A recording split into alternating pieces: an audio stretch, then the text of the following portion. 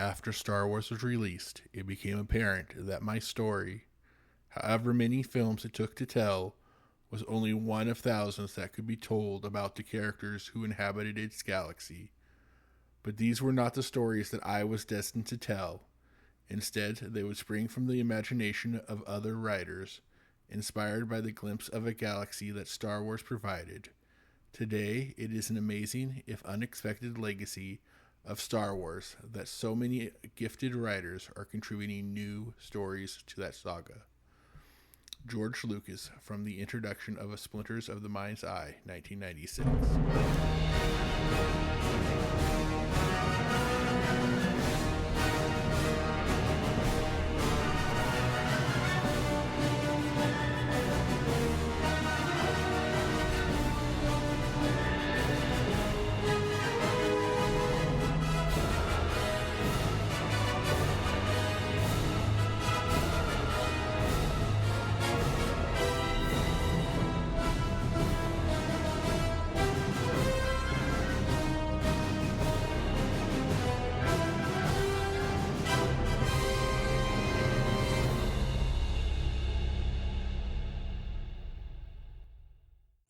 Welcome back to the Skywalker Files from a Certain Point of View, the podcast where we trace the long and winding journey of the Star Wars expanded universe, one story at a time.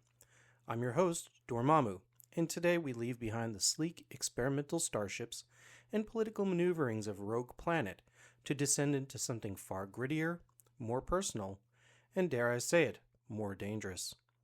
We're stepping into the pages of Dark Horse Comics with Twilight, a 4-part story arc that first appeared in Star Wars issues 19 through 22 back in 2000.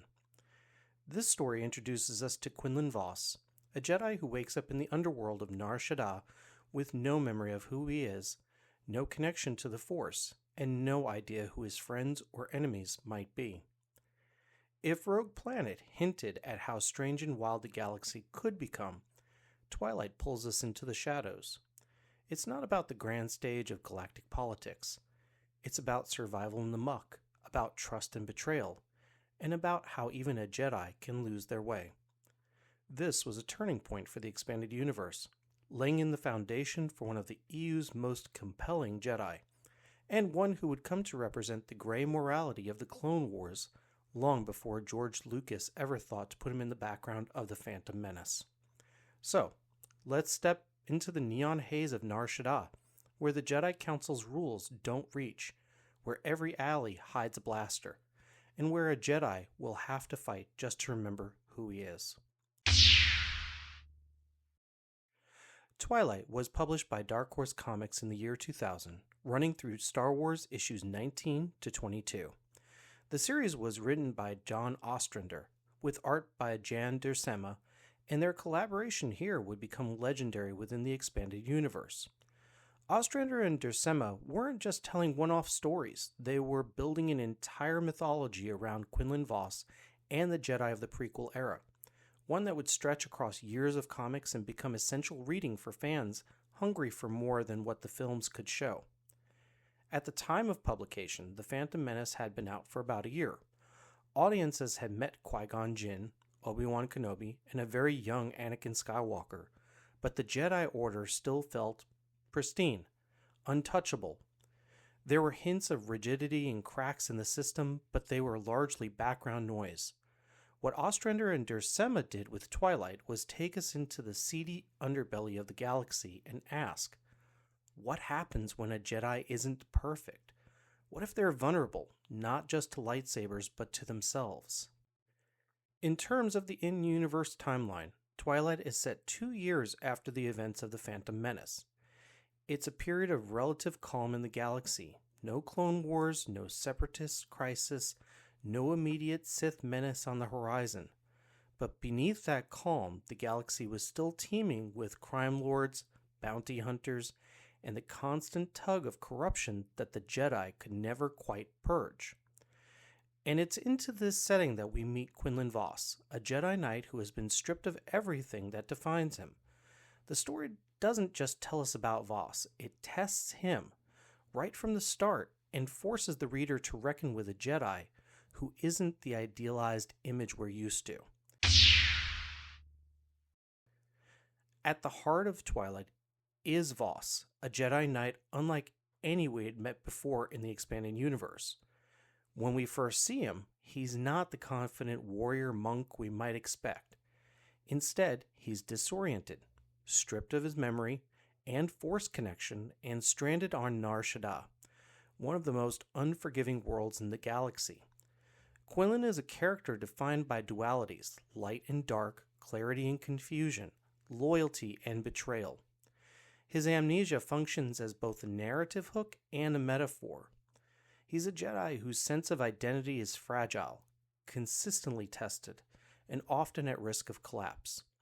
This vulnerability made him one of the EU's most human Jedi, and one that fans immediately latched onto. Alongside him, and often pushing him in directions both good and bad, is Vilmarh Grahrk, or Villie, as he's affectionately and exasperatedly called. Villie is a Devaronian smuggler, conman, and occasional ally. He's a character who provides comic relief, yes, but also a foil for Quinlan's struggles. Villie operates by one code only: whatever benefits Villie.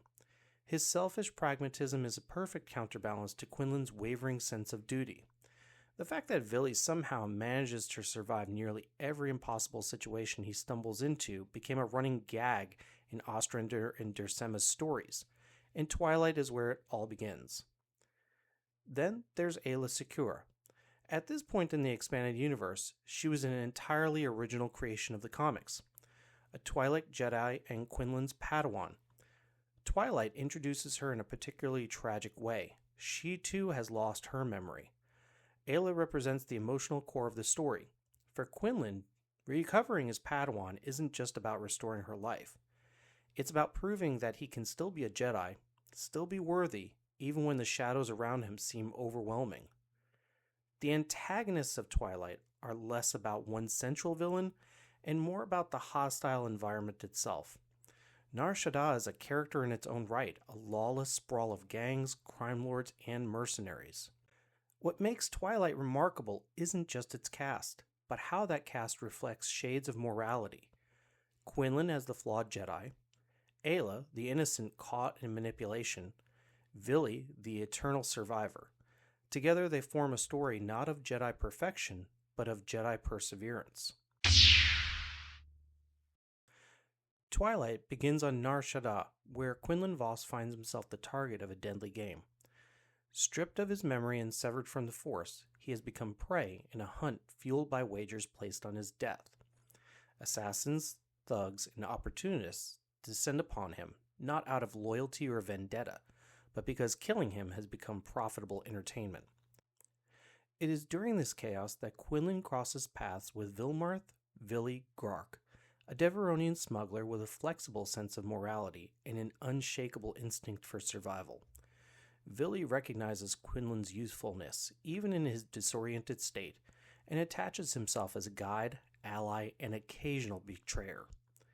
Their uneasy partnership gives the story both levity and tension.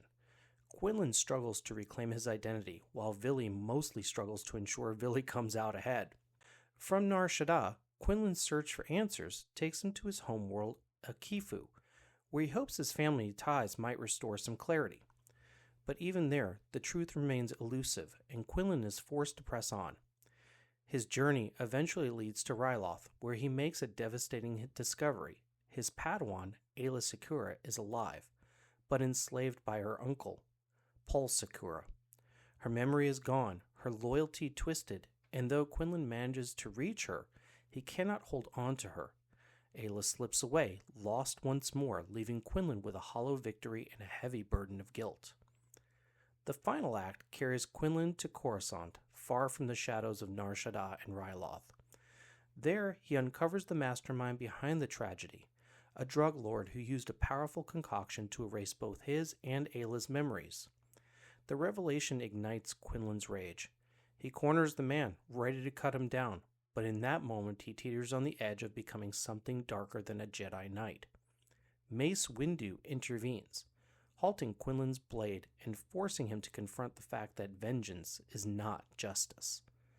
Quinlan is brought back to the Jedi Temple. not as the same man who left, but as a scarred figure carrying unanswered questions and unresolved pain. The tone of Twilight is steeped in grit and moral ambiguity. It's part noir thriller, part survival tale, far removed from the gleaming halls of Coruscant or the heroic Jedi of the films. Nar Shaddaa is a neon-soaked gauntlet of danger. Kiffu, a dead end, and Ryloth, a reminder that family ties can be as destructive as they are binding. Thematically, the story explores identity, corruption, and restraint. Quinlan must rediscover who he is, even as every force around him pushes him toward despair or vengeance. His fractured journey contrasts sharply with Villie's opportunistic worldview. Quinlan seeks meaning, while Villie seeks profit. Together, they highlight the thin line between survival and compromise. By the end of Twilight, Quinlan is alive but not victorious. He has reclaimed pieces of his past but lost his Padawan once again. He has stood on the edge of vengeance and been pulled back.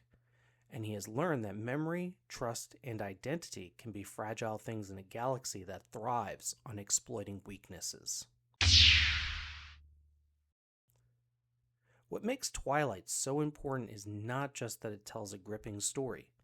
It's that it opens the door to an entire era of Star Wars storytelling that has been barely touched before. Prior to this comic, the Jedi of the prequel period were still relatively untouched territory in the expanded universe.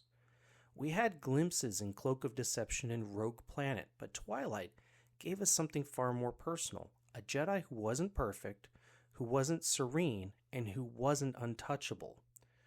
Quinlan Vos's introduction in this story would shape years of comics to come.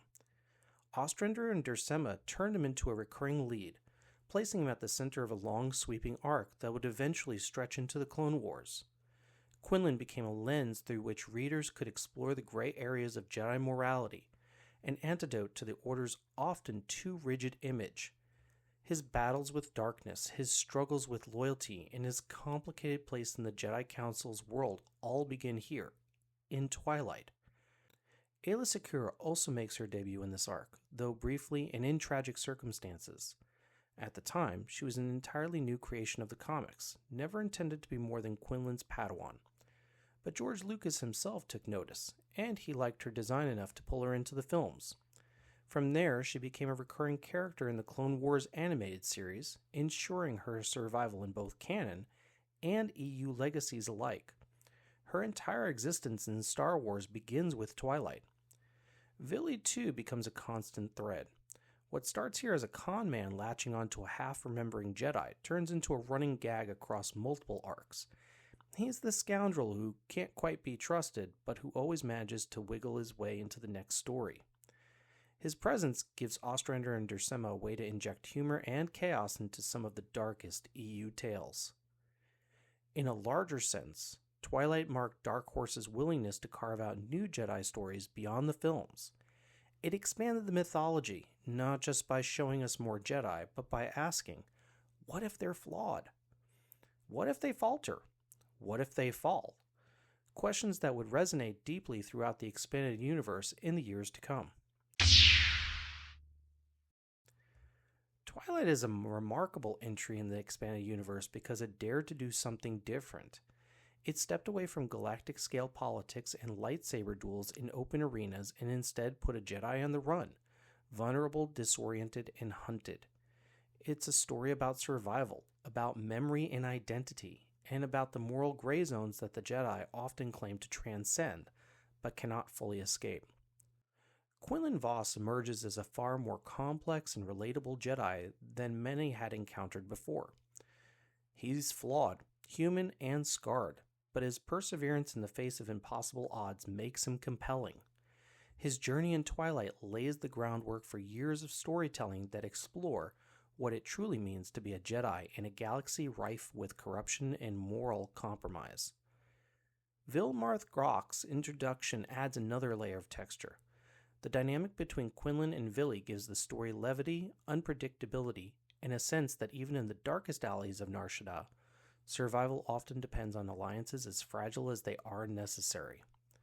And while Aayla Secura's role is limited here, her presence is crucial. Twilight plants the seeds for her later appearances and cements her as a key figure in both the EU and the eventual canon timeline. The story balances action, suspense, and character exploration in a way that few prequel-era narratives had attempted at the time. Ultimately, Twilight is more than a comic. It is a blueprint for the darker, grittier, morally complex stories that would define much of Dark Horse's prequel-era output. It is the beginning of Quinlan Vos's journey, the start of a legacy that would ripple through the galaxy for years, and a reminder that even the Jedi are not immune to the shadows.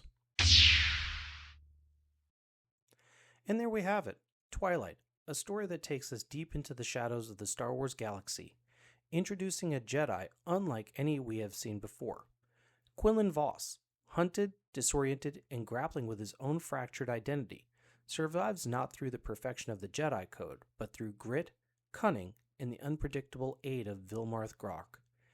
It's a dark, tense, and morally complex tale that sets the stage for years of expanded universe storytelling, and it remains one of the most memorable for fans of Dark Horse's prequel-era comics.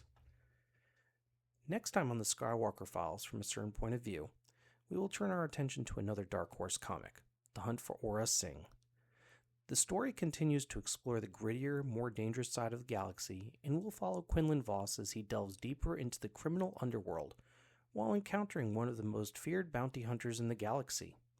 Expect action, intrigue, and more lessons in the blurred line between light and dark. So stay tuned and prepare to step once again into the shadows of the Star Wars universe, where the rules are murky, the danger is constant, and the heroes are anything but perfect. May the Force be with you.